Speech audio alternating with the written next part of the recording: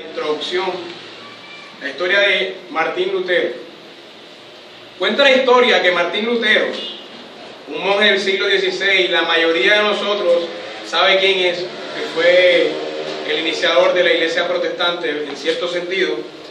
Él sufría de lo que actualmente conocemos como estados depresivos, y en medio de sus grandes luchas, muchas veces su condición era de tal tristeza y desánimo que no salía de su habitación por largo tiempo. Imagínense eso, uno encerrado 3 meses en su habitación sin salir por depresión. Y en cierta ocasión su esposa, Catalina, sabiendo que Lutero se encontraba deprimido, se presentó delante de él vestida de negro. Así que Lutero, al verla vestido de negro, le dijo: mi amor, ¿quién ha muerto? Lutero llevaba 3 meses sin salir de su habitación, no sabía quién había muerto. Mi amor, ¿quién ha muerto? Y Catalina le respondió con un tono muy triste: Dios ha muerto. Eso es una blasfemia, replicó Lutero. ¿Cómo puedes decir eso, Catalina? Eso es una blasfemia, aseveró Lutero muy indignado. No era para mal, Lutero era un gran teólogo. Y Catalina le contestó: eso es precisamente lo que tú siempre estás diciendo con tus actitudes. Cada vez que crees que tus problemas no tienen solución, cada vez que estás triste, acongojado y desesperanzado, estás diciendo que Dios ha muerto. Y eso es lo que decimos nosotros cada vez que estamos desanimados, sin esperanza. Eso es una contradicción, un cristiano sin esperanza. En ese preciso momento, Martín Lutero se colocó de rodillas y oró diciendo: oh Dios, perdóname, me arrepiento. Así que este hombre fue llevado al arrepentimiento a causa de su esposa virtuosa que Dios le había dado. Ahora, mis hermanos, al igual que Lutero, nosotros en muchas ocasiones nos encontramos en esa misma condición de tristeza, y puede que muchos estén hoy aquí en esa condición. Muchas veces perdemos la esperanza y nos deprimimos debido a nuestras luchas diarias con el mundo, con Satanás y con el pecado. Y en muchas ocasiones nuestras luchas con el pecado nos deprimen de tal manera que ni siquiera queremos arrodillarnos para orar. Y se nos olvida algo tan cierto, mis hermanos, como el hecho de que Dios contesta nuestras oraciones. Voy a repetirlo: Dios contesta nuestras oraciones, y eso se nos olvida. Nosotros, mis hermanos, en muchas ocasiones queremos profundizar en verdades teológicas como la teología del pacto, la escatología, la soteriología, la teología sistemática, el decreto de Dios, cosas que no están malas, obviamente. Pero se nos olvida algo tan sencillo como el hecho de que Dios contesta nuestras oraciones. Y es que el mensaje cristiano es un mensaje sencillo, pero queremos profundizar en las cosas teológicas y se nos olvida de lo sencillo. Algo tan sencillo como el hecho de que Dios contesta nuestras oraciones. ¿Usted sabe eso? ¿Usted lo sabía? Seguro que sí, pero ¿está consciente de eso día a día? Y hoy, mis hermanos, yo no quiero que profundicemos en aquellas verdades teológicas profundas que son buenas, sino en algo más sencillo y que muchas veces se nos olvida.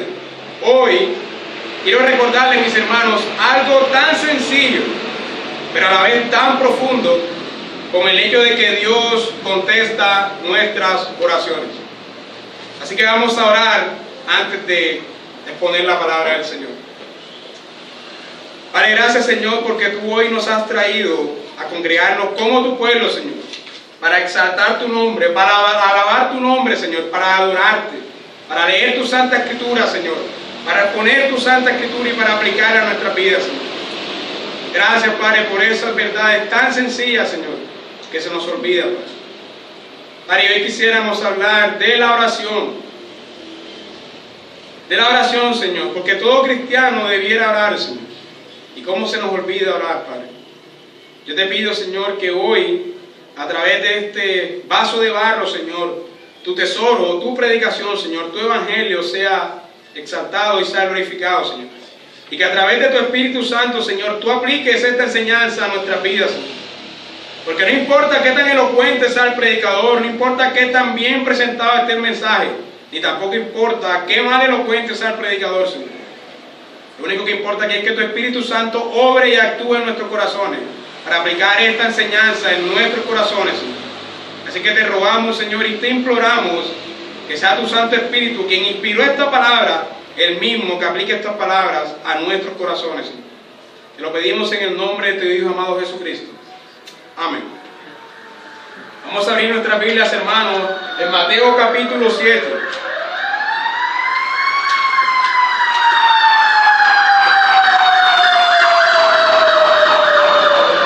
Vamos a ponernos de pie y vamos a abrir nuestra Biblia en el libro de Mateo capítulo 7.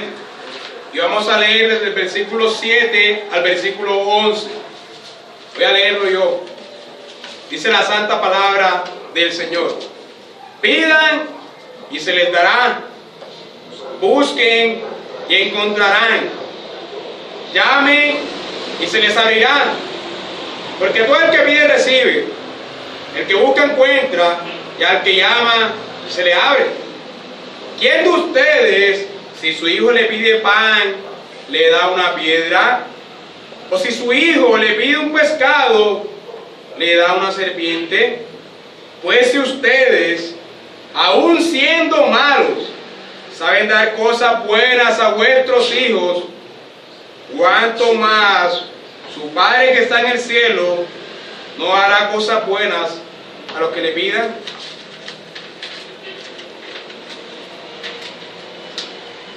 Así que en todo traten ustedes a los demás, tal y como quieran que ellos los traten a ustedes. De ello esta es la ley y los profetas. Bueno, me pasé un versículo. Pueden sentarse.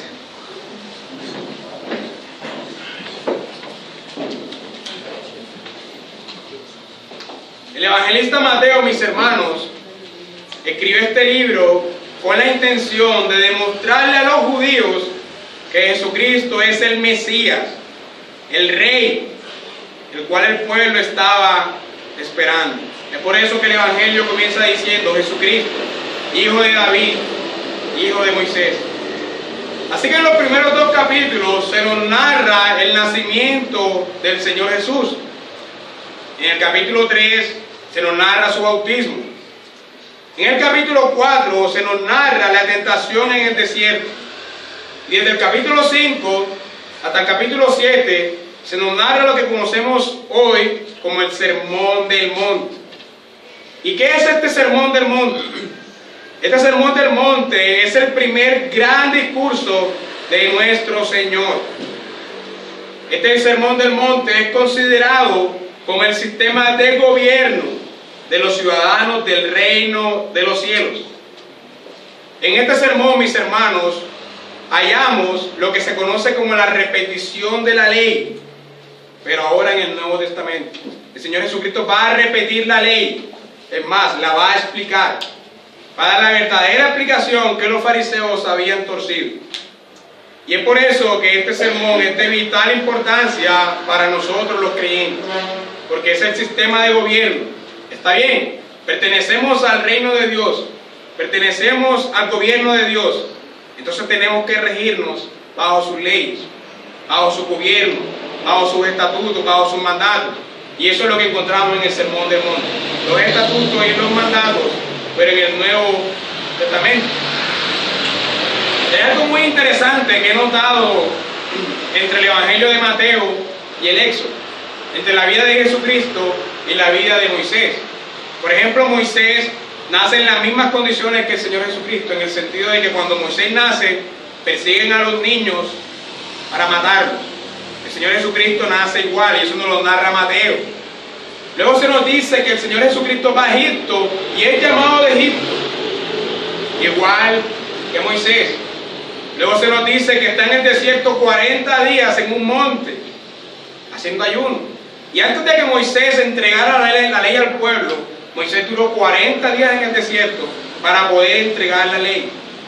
Y el Señor Jesucristo dura 40 días en el desierto y en el monte, y ahora viene y repite la ley.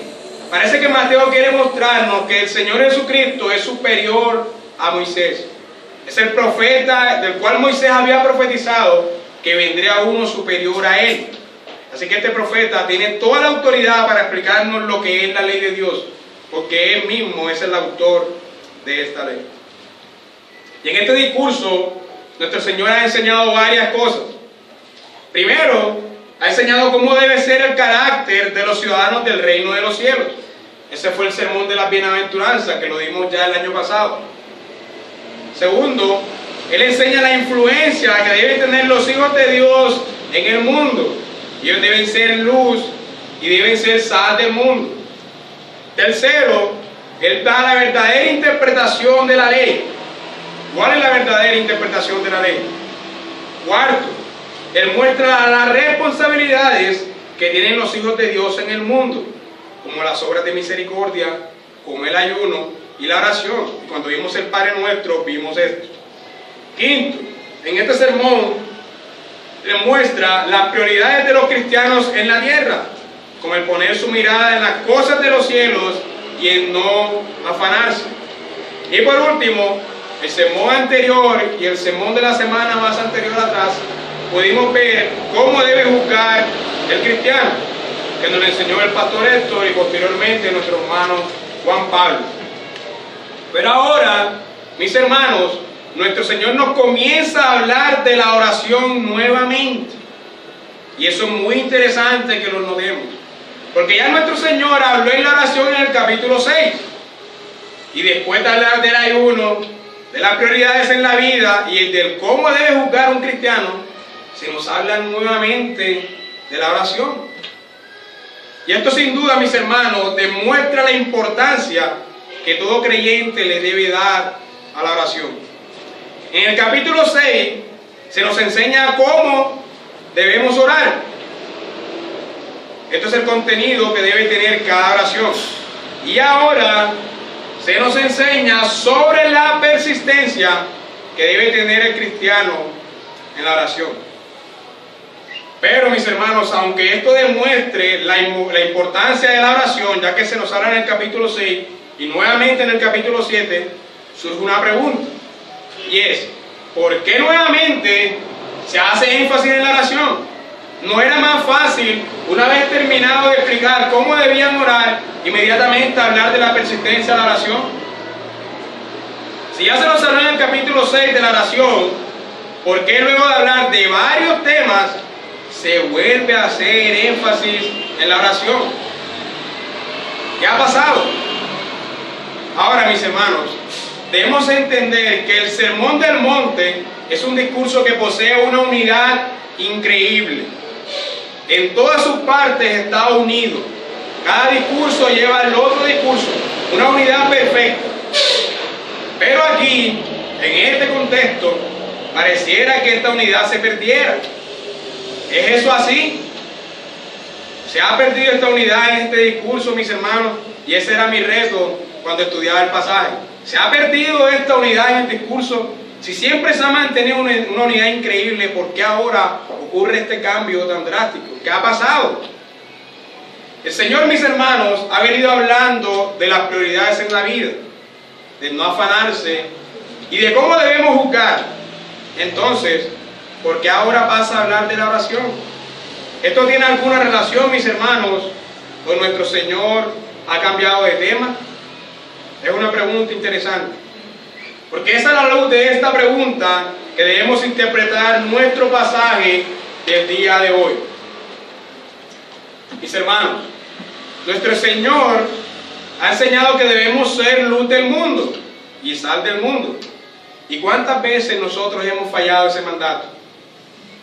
¿Cuántas veces, en vez de ser luz en este mundo, nos hemos comportado como mundanos? ¿Cuántas veces? Nuestro Señor ha estado hablando del adulterio de la mente. ¿Y cuántas veces, mis hermanos, no hemos adulterado en nuestro corazón violando este mandato? ¿Cuántas veces?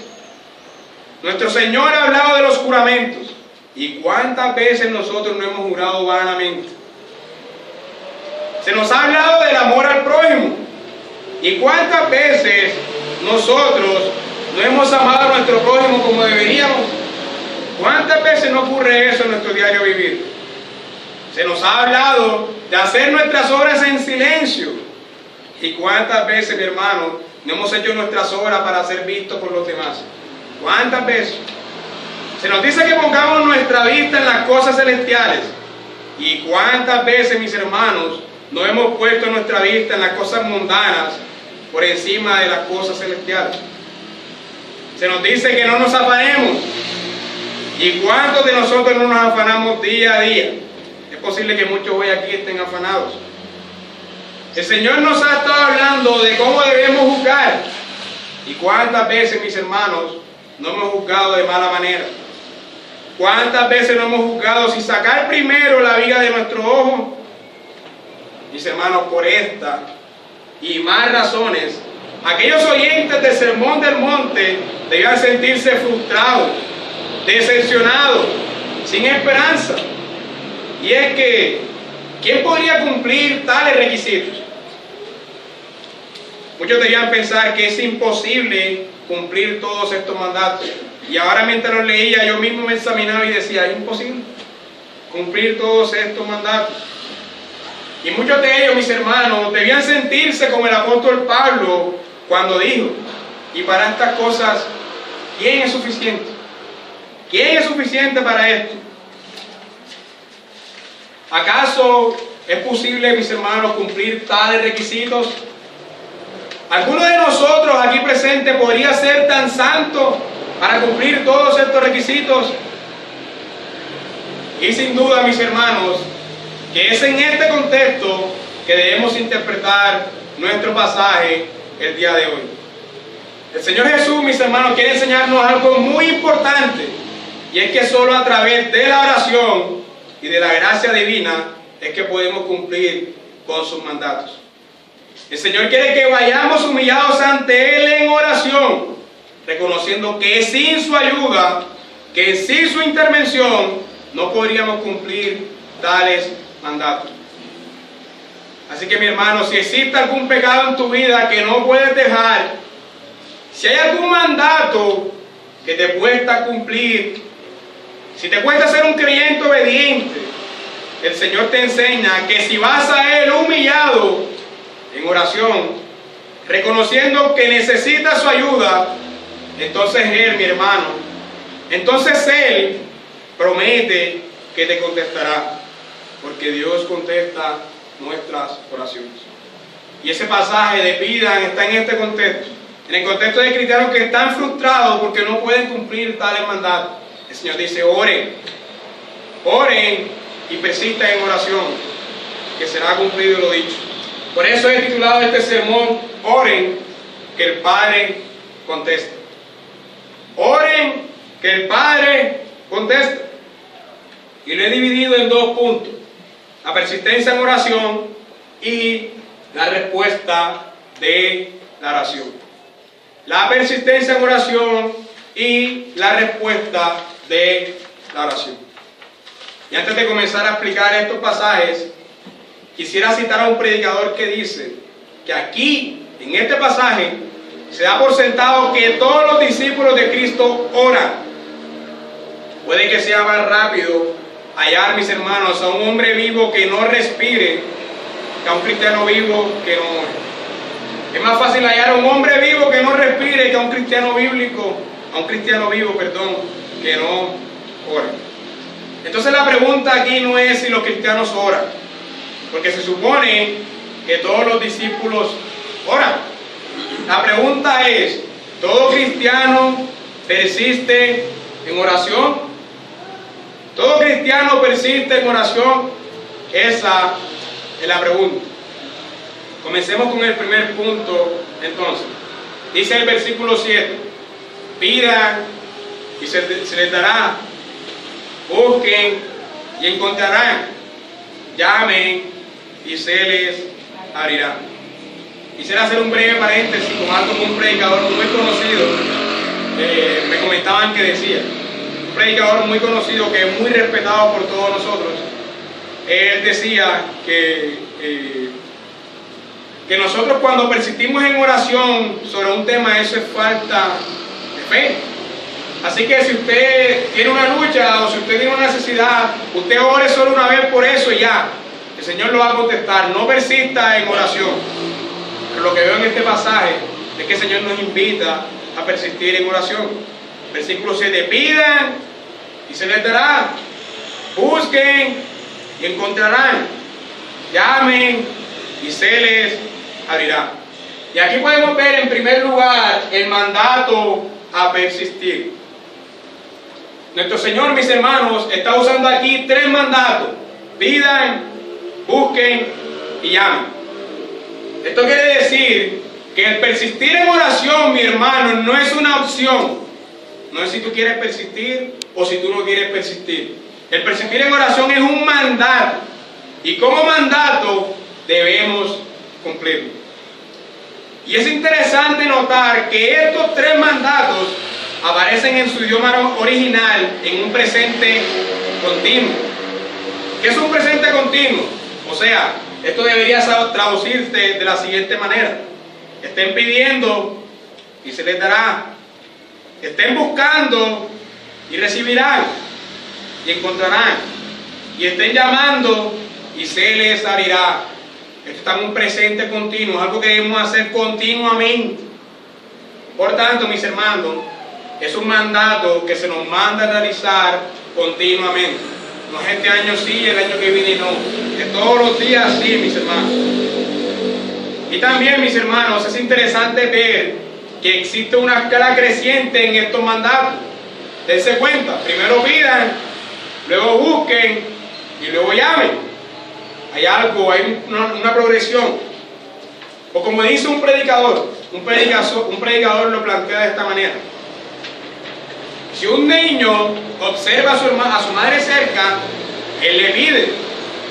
Si ella no está, él la busca. Y si ella se encuentra inaccesible en su cuarto, él golpea la puerta y la llama. Es un mandato a persistir, a ser cada vez más diligentes en esto. Así que la escala creciente que vemos en estos mandatos nos está enseñando la forma como debemos persistir. Por tanto, nosotros, mis hermanos, debemos persistir en oración. Se nos ordena a pedir. Y esto tiene que ver con la humildad.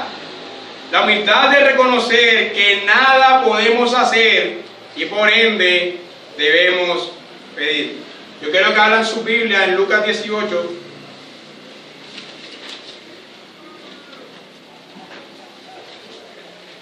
Lucas 18, versículo 10.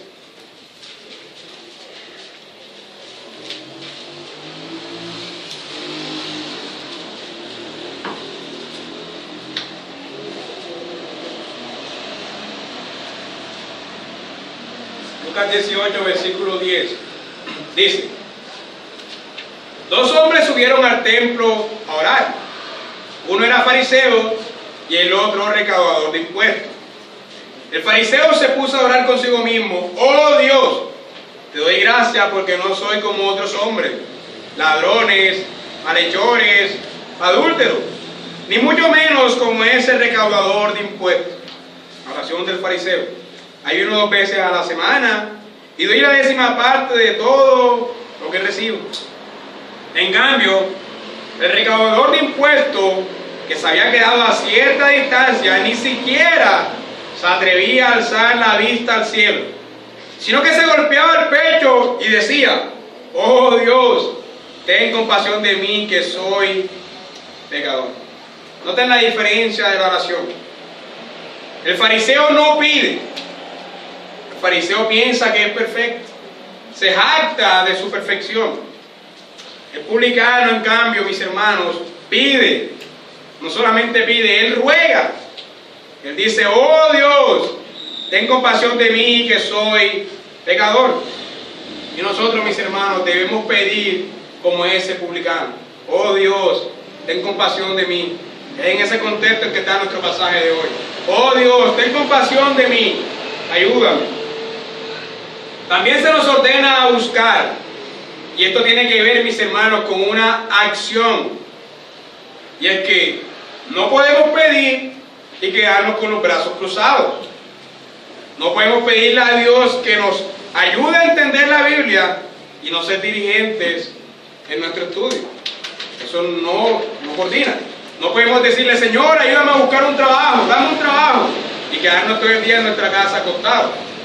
Eso no coordina. O pedimos y buscamos. Y nosotros debemos buscar, mis hermanos, buscar como se busca algo de valor que hemos perdido. Y en último, se nos ordena a llamar. Y esto implica, mis hermanos, las dos acciones anteriores. Implica pedir e implica buscar. E implica, mis hermanos, persistencia. Nosotros debemos llamar a la puerta hasta que se nos abra. Debemos pedir, debemos buscar y debemos llamar. Esto obviamente es un acto que nos revela cómo debemos persistir en oración. Ahora, mis hermanos, la razón por la cual el acto de dar de Dios depende de qué le pidamos, no es porque Él ignore lo que nos pasa y necesite que le informemos. No, esa no es la razón. O porque Él se resista a contestarnos y necesitamos persuadirlo. Pero necesitamos orar mucho para que Dios se persuada y nos conteste. No, esa tampoco es la razón.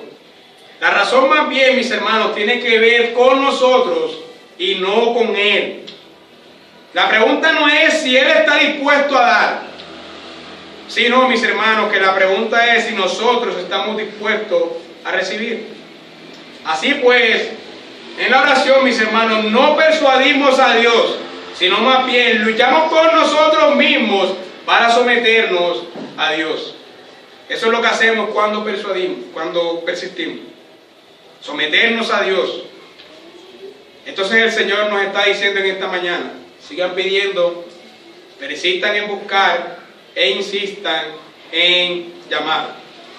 Él nos está diciendo en otras palabras que seamos constantes en la oración.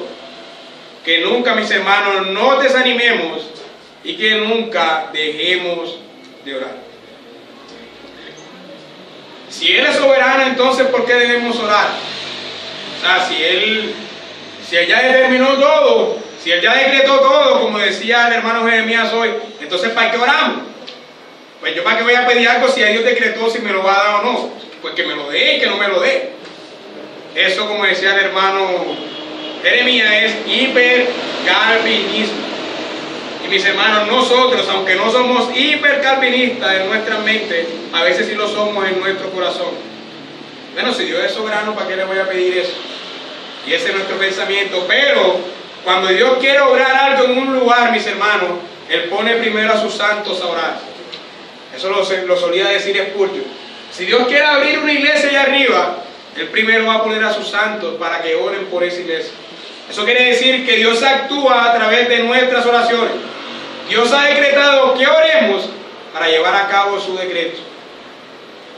Así que no caigamos en el hipercalvinismo de nuestros corazones. El versículo 8 dice: porque todo el que pide, recibe. El que busca, encuentra. Y al que llama, se le abre. Y aquí podemos ver nuestro segundo subpunto de este primer punto: la promesa de persistir. Hemos visto, mis hermanos, que el Señor nos ordena persistir en oración. Y en el versículo 8 vas a darnos un motivo, mi hermano, un motivo para ello. Así que el motivo no debe ser, es que Dios es soberano, por eso no, mi hermano. El motivo por el cual tú debes orar es por lo que el versículo 8 nos está declarando. Y es el mismo Señor Jesucristo, el mismo que ha decretado todas las cosas, el que nos está diciendo estas mismas palabras. Así que no hay una declaración más que pese más que la otra. Sí, Él es soberano, pero Él también ha dicho que oremos y que Él va a contestar. Y es que, mis hermanos, no hay un incentivo más adecuado para motivarnos a orar que la promesa de que seremos oídos. Ahora, debemos notar algo que el texto dice. El texto dice: ¿todo qué? Todo el que pide. ¿Y qué son todos, mis hermanos? Todos. Y esto nos enseña que no importa si eres judío o eres gentil, si eres boliviano o eres colombiano, no importa si eres rico o eres pobre, joven o viejo, no importa si llevas 50 años en el Evangelio o apenas un día. Cuando el texto dice todo el que pide, está diciendo que todos los hijos por igual poseen la misma promesa. No es que el pastor, como el pastor, es más jodido por Dios. No, mi hermano. No. Puede que una oveja que lleva una semana en el Evangelio tenga más fe al orar que el mismo pastor que lleva 50 años predicando. Así que no importa si llevas un día o 50 años en el Evangelio. Todos tenemos esta promesa. Todos seremos igualmente oídos. Entonces la pregunta no es si eres escuchado, porque el pasaje obviamente dice que todos seremos escuchados. La pregunta no es esa. La pregunta que te tienes que hacer es: ¿eres hijo? Esa es la pregunta correcta. ¿Eres hijo? Porque la única condición, mi hermano, para ser escuchado es ser hijo.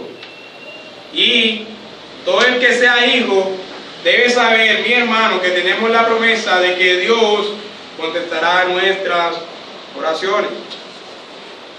Y todo el que sea hijo debe entender que tiene una promesa. Y esa promesa, mis hermanos, es que sus oraciones serán escuchadas.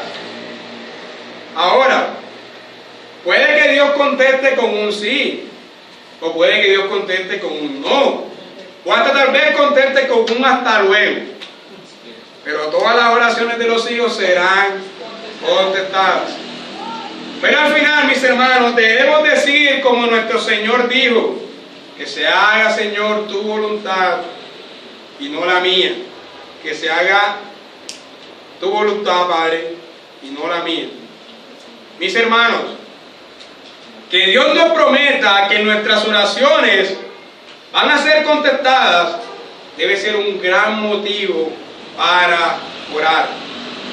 Que nuestro Señor nos asegure que seremos oídos debe ser suficiente razón para doblar rodillas y para perseverar en oración. ¿Hay algo más hermoso, mis hermanos, de que podamos entender que al orar seremos oídos? ¿Necesitas otra motivación? Nuestro Señor, mis hermanos, nos ha dado un gran consuelo. Nos ha prometido contestar nuestras oraciones. Y esto, mis hermanos, lo mínimo que debe hacer es llenar nuestros corazones de gozo. Y es que, mis hermanos, nosotros tenemos luchas contra el pecado. El pecado nos ha declarado la guerra. Y nosotros muchas veces fallamos debido al pecado. Pero el Señor nos promete, mis hermanos, que si vamos en oración, no solo seremos perdonados, sino que además recibiremos ese poder y esa gracia para combatir el pecado. Si tienes algún pecado que te agobia, mi hermano, si tienes alguna lucha que te aflige, si te cuesta cumplir los mandatos del Señor, debes saber que tienes la promesa de que el Señor te ayudará si vas a Él en oración. Así que el tener lucha no nos debe llevar a huir de la iglesia. No, mi hermano, el tener lucha te debe llevar a arrodillarte. Eso es a lo que te debe conducir. Saber que el Señor contestará nuestras oraciones debe ser suficiente incentivo para que oremos. Y tenemos ejemplos en la Biblia, mi hermano. ¿Ustedes para qué creen que está la Biblia? Tenemos ejemplos en la Biblia. Por ejemplo, Moisés clamó a Dios y el mar fue dividido. Ana oró y nació Samuel. Daniel oró y le fueron reveladas las profecías del futuro. Elías oró y la lluvia descendió a la tierra. Eliseo oró y el río Jordán fue dividido. La iglesia oró ardientemente y Pedro fue liberado de la cárcel por un ángel. Y así, mis hermanos, tenemos muchos ejemplos en la Biblia de oraciones contestadas que si nos ponemos a numerarlas, posiblemente no terminaríamos hoy. Entonces, mis hermanos, si pedimos conforme a esa voluntad, siempre seremos oído. Y ese es nuestro primer punto. Pero surge una pregunta ahora que sé que se la están haciendo en sus cabezas. ¿En serio Dios contestará todas y cada una de nuestras oraciones? ¿En serio? ¿Todo lo que pidamos será contestado? ¿Es eso lo que tú estás enseñando hoy, José Ángel? Vamos a ver lo que dice nuestro segundo punto. La respuesta de la oración. Versículos 9 y 10. ¿Quién de ustedes, si su hijo le pide pan, le da una piedra? ¿O si le pide pescado, le da una serpiente? Y aquí podemos ver, mis hermanos, claramente la manera en que Dios contesta. Es interesante, mis hermanos, que estudiemos los ejemplos que se narran aquí, ya que estos reflejan claramente la manera en que Dios contesta. Por ejemplo, se nos dice en primer lugar que si un hijo pide pan, ¿cómo su padre le contestará con una piedra? Y es interesante que entendamos que algunas piedras de Israel tenían cierto parecido a panes grandes. Las piedras se parecían a los panes. Entonces el sentido del ejemplo es, bueno, como si su hijo pide pan, le van a dar algo que parece un pan, pero que no es un pan. Eso no tiene sentido. Si un hijo pide pan, su padre se burlaría de su hijo, dándole una piedra que parece un pan, pero que no se puede comer. ¿Qué clase de padre es ese, mis hermanos? Que se burla de sus hijos de esa forma. Y luego se nos dice que si un hijo pide un pescado, su padre le contestaría con una serpiente. Y la serpiente que tiene aquí el Señor en mente es de seguro una anguila. Ustedes saben que las anguilas están en el mar. Entonces, según las leyes alimentarias judías, las anguilas no se podían comer, pues eran consideradas peces inmundos. Entonces el sentido del ejemplo es, si un hijo pide pescado, su padre se burlaría de su hijo, dándole un pescado, pero un pescado que no se puede comer y que está prohibido por la ley. ¿Alguien sería tan perverso de contestarle hacia su hijo? Y sé que todos los que son padres aquí, obviamente dirían que no. Si su hijo les pide algo, ustedes le dan eso que su hijo le ha pedido, o no le dan nada. Pero no se van a burlar de él dándole algo que en realidad no va a ser beneficio para su vida.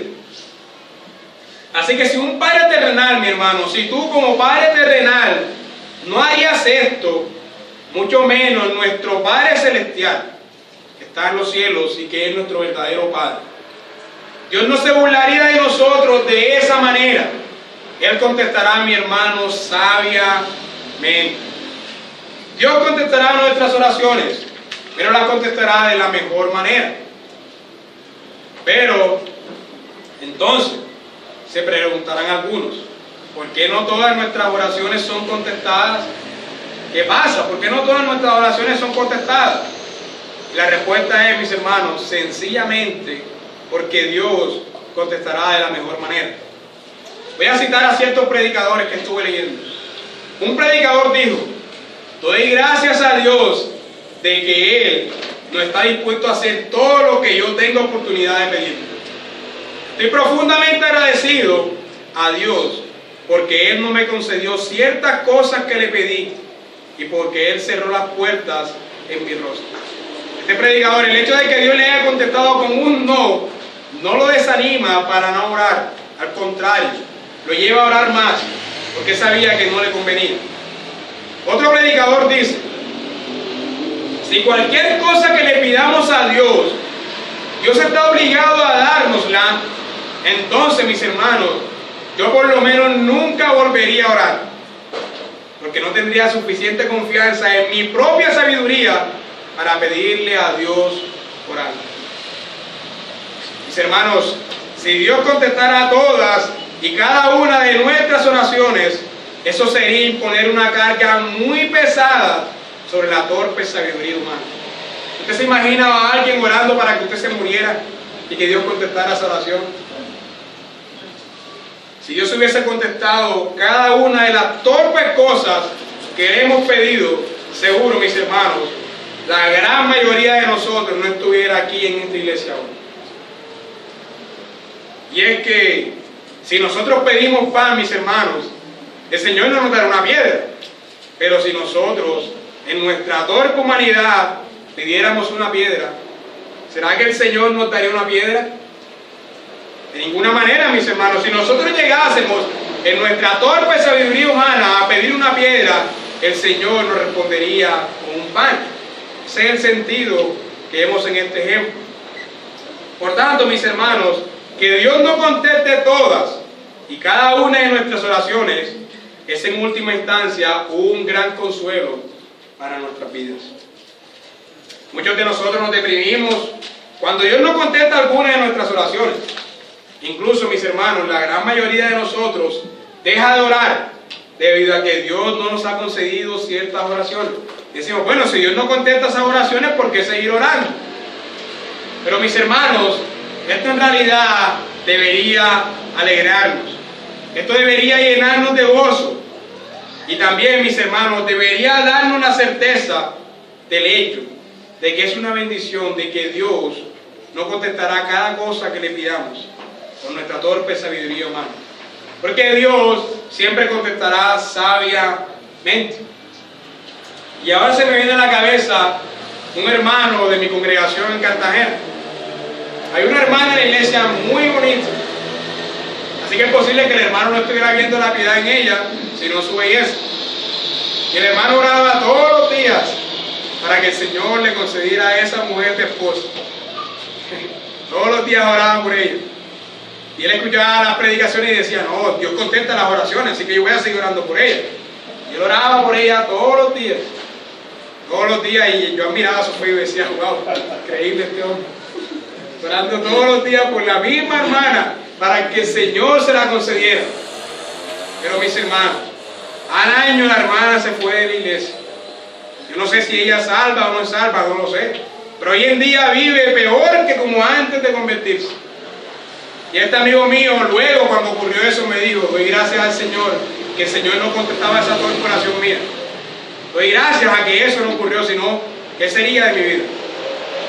Él ahora, su fe no lo lleva a deprimirse, sino a orar, sabiendo que si él oró por esa, el Señor le dará una mejor esposa. De pronto no más bonita que esa, pero sí más piadosa. Así que esto en realidad, mis hermanos, es un gran consuelo. Es un gran consuelo saber que Dios no contestará todas y cada una de nuestras peticiones. Así que, mis hermanos, esto debe llevarnos a orar confiadamente, sabiendo que Dios nos contestará de la mejor manera. Si Dios no te contesta una oración, mi hermano, no te deprima, no te convenía. Y ahora tenemos que entender algo. En nuestras oraciones siempre tenemos dos clases de peticiones. Las enfocadas en las necesidades materiales y las enfocadas en las necesidades espirituales. Y las oraciones enfocadas en las necesidades materiales no siempre serán contestadas como queremos, como lo hemos expuesto ahora. Pero, mis hermanos, las oraciones enfocadas en las necesidades espirituales, Dios ha prometido contestarlas. Nosotros debemos orar por el pan de cada día y así reconocemos nuestra dependencia física hacia el Señor. Pero si oramos por el perdón de cada día, si oramos por la liberación del mal, si oramos porque su reino venga, si oramos por nuestra paz, si oramos por el aumento de nuestra fe, porque el Señor quite la incredulidad de nuestras vidas, si oramos por la esperanza, por el amor, entonces, mis hermanos, se nos promete que si persistimos, Dios contestará nuestras oraciones. Usted no me va a decir, no, es que yo llevo orando hace mucho tiempo porque el Señor me quite lo ladrón, pero no me lo ha quitado. No, mi hermano, si tú oras al Señor que te quite lo ladrón y oras, el Señor lo va a hacer. No me vengas con esa excusa. El Señor ha prometido contestar nuestras oraciones y esta oración está en ese contexto. Y esto nos conduce a nuestro siguiente subtítulo. Y es la razón por la cual Dios contesta nuestras oraciones. Y la razón, mi hermano, por la cual Dios contesta nuestras oraciones es porque Él es un Padre bueno. Dios es un Padre bueno. Vamos a leer el versículo 11. Pues si ustedes, aun siendo malos, Si ustedes, mis hermanos, los padres aquí presentes, aun siendo malos, saben dar cosas buenas a sus hijos, ¿cuánto más su Padre que está en el cielo dará cosas buenas a los que le piden? ¿Cuánto más nuestro Padre que está en el cielo no dará cosas buenas a nosotros? O sea que la razón por la cual Dios contesta es porque Él es un Padre, y un Padre bondadoso que tiene cuidado de sus hijos. Contestar a sus hijos es parte de su naturaleza. El hecho de que Dios conteste, mi hermano, hace parte de su naturaleza. Si Él es Padre, Él va a ayudar a sus hijos.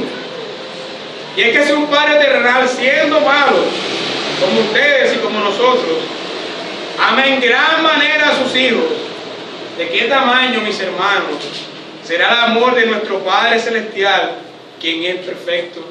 ¿De qué tamaño será ese amor?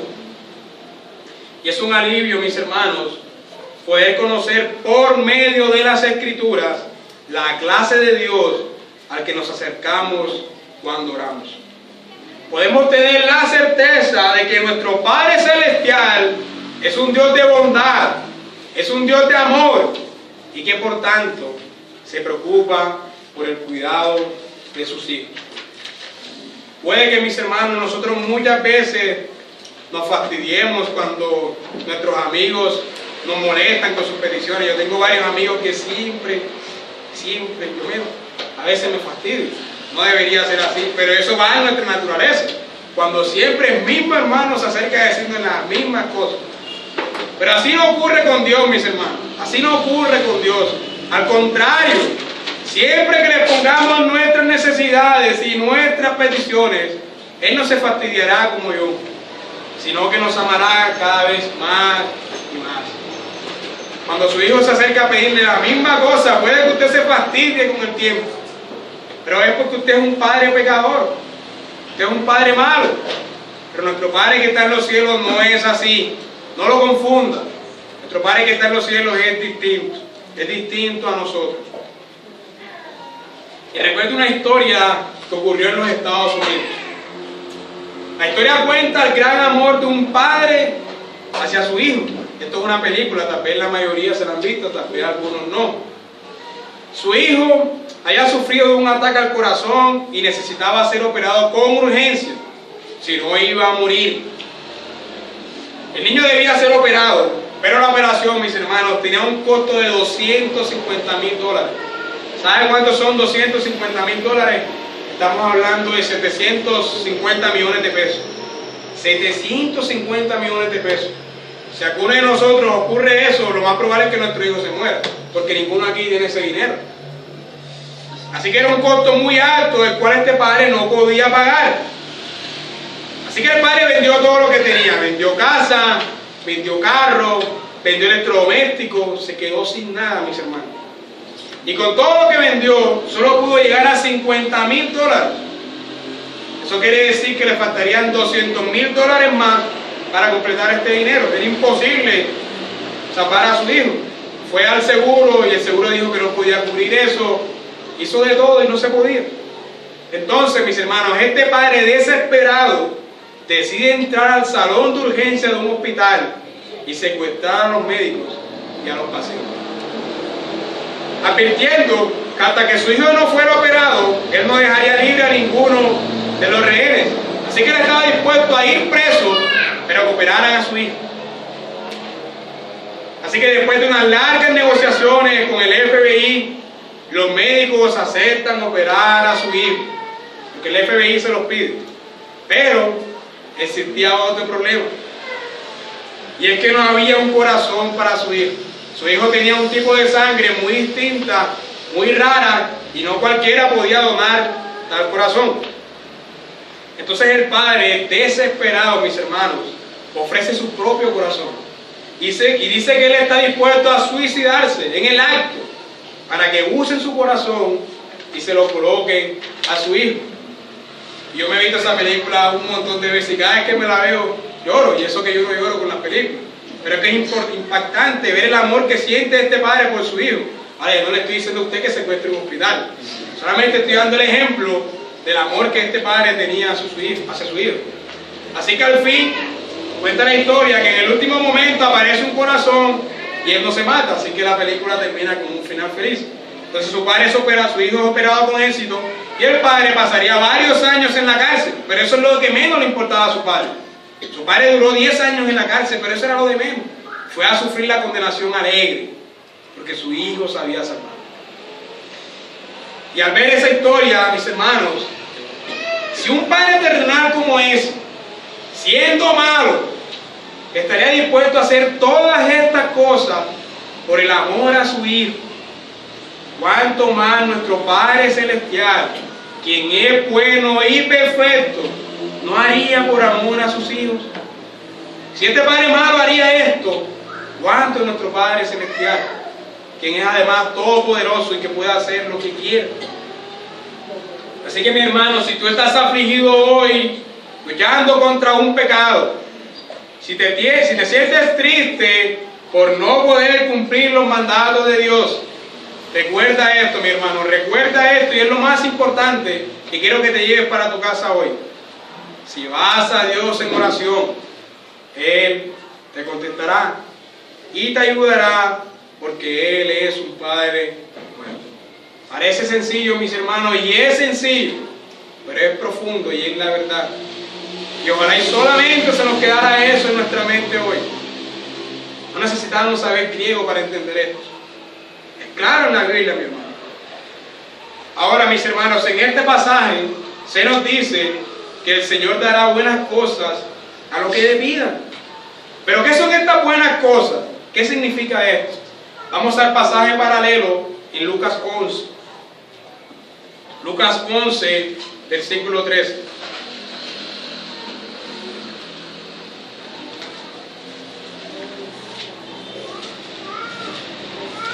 Lucas 11, versículo 13.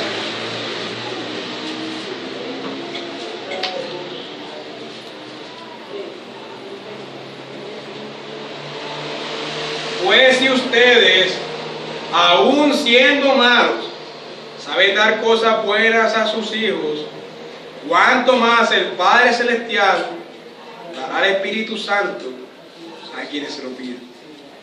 La cosa buena, mis hermanos, que el Señor nos dará es a su Espíritu Santo.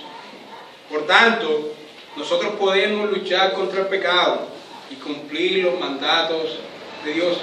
A veces cuando usted está en muchos pecados, usted cree que no es salvo. A mí me ha pasado. Señor, dame tu Espíritu Santo entonces. Si no soy salvo, dámelo. Hermano, el Señor promete dártelo y ya te lo dio. Si el Señor dice que dará su Espíritu Santo a los que le pidan, eso quiere decir que tenemos la libertad de pedir y el Señor nos dará su Espíritu Santo. Así como dice en otro pasaje, al que a mí viene, yo no le echo fuera. Y cuando yo estoy en el evangelismo, la mayoría de las personas suelen reconocer que son pecadores. Y ellos dicen, es que, sí, yo sé eso, pero es que yo no puedo cumplir esas cosas. Me ha pasado muchas veces. Muchos dicen, sí, yo eso lo sé y reconozco que yo voy para el infierno, pero me cuesta cumplir eso, no puedo. Y eso es cierto, la Biblia dice que están incapacitados para eso. Pero si ellos oran al Padre, el Padre les ayudará y les promete dar a su Espíritu Santo. Así que este es un pasaje que podemos citar en la evangelización. Mis hermanos, para terminar, la razón por la que Dios contestará nuestras oraciones y la razón por la cual Él nos dará su Espíritu Santo, como ya lo vimos, es porque Él es un Padre bueno. Un Padre bueno que ha decidido amarnos. Y nos ha amado tanto, mis hermanos, que nos ha dado a su Hijo. Nosotros, mis hermanos, merecíamos el castigo eterno por nuestra maldad y por nuestros pecados. Pero Dios nos amó tanto que dio a su Hijo en rescate por nosotros. Así que podemos medir el amor de este Padre. Da a su Hijo por amor a sus hijos. Este es el amor de nuestro Padre. Nuestro Padre Celestial, mis hermanos, hizo más por nosotros que aquel hombre de la historia que les conté. Él hizo tanto por nosotros que dio a su Hijo para rescatarnos de la condenación eterna. Nuestro Padre Celestial nos unió a Cristo y nos ha adoptado como hijos suyos. Nosotros somos hijos gracias a la obra de Cristo. Y por ser hijos seremos escuchados. Si Cristo fue escuchado y nosotros estamos unidos a Cristo, entonces nosotros también seremos escuchados. Y la razón por la que Dios nos escucha es porque somos sus hijos. Y esto es gracias a la sublime obra de Cristo en la cruz. Y porque somos hijos, se nos ha prometido darnos al Espíritu Santo. Gracias a la obra de Cristo en la cruz, nosotros hemos sido sellados con el Espíritu de Dios. Y ese es el Espíritu Santo prometido, el que nos ayuda a orar, y por eso seremos escuchados. Mis hermanos, Dios nos dio a Dios para morir por nosotros, y luego de que Dios murió por nosotros, nos dio a Dios para que morase en nosotros. Este es el amor de nuestro Padre. En última instancia, nuestras oraciones serán escuchadas por el sublime amor de Dios por nosotros, el cual no solo entregó a su Hijo por nosotros, no solo nos adoptó como hijos suyos, sino que además ha prometido contestar nuestras oraciones. ¿No son estas demasiadas bendiciones? Y seremos escuchados porque somos hijos suyos. Y ahora nuestro Señor concluye con el versículo 12. Así que en todo traten ustedes a los demás tal y como quieren que ellos los traten a ustedes. De hecho, esta es la ley y los profetas. La razón por la que este texto está justo después de la oración eficaz es porque nuestro Señor quiere enseñarnos que la única forma de no juzgar mal a nuestros hermanos y la única forma de cumplir el mandato de hacer por los demás lo que queremos que hagan por nosotros es perseverando en la oración. Esto es entonces un don divino que debemos procurar. Así que, mis hermanos, el llamado hoy es a persistir y a perseverar en oración. No nos desanimemos, sino que perseveremos y persistamos, sabiendo que Dios ha prometido contestar nuestras oraciones. Vamos a terminar orando. Padre, gracias por tu hermosa palabra, Señor. Gracias, Padre, porque podemos orar confiadamente